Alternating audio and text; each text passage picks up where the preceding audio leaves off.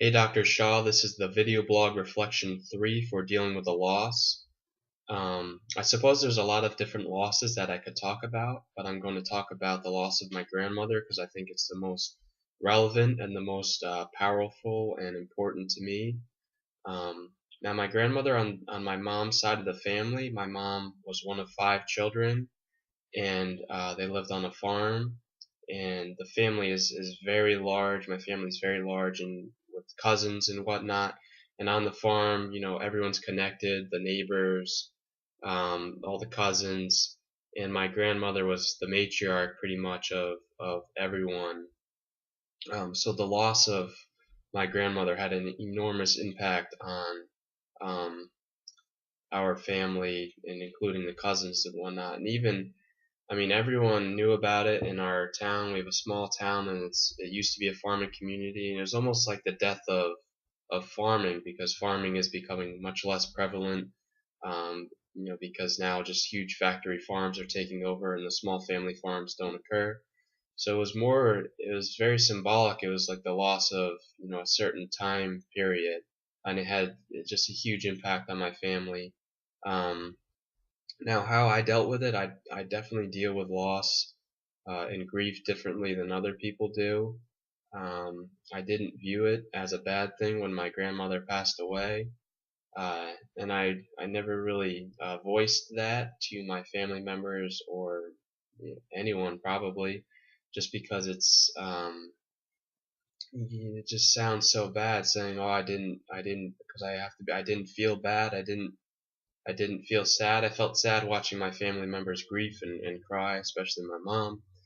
But I did not feel sadness for my grandmother passing away. I felt it was a relief of suffering for her because she had Alzheimer's for years, and uh, watching her live. My mom, she had a caretaker come into the house and take care of her, and my mom and my aunt were constantly over there taking care of her.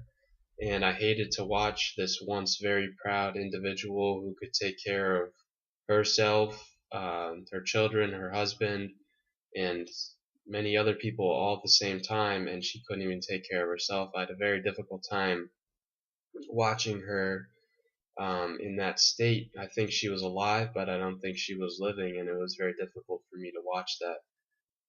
In the book, it states that there's 2 types of grief: anticipatory, and then I forget the other one, but it's after the fact that someone passes away, or the loss occurs.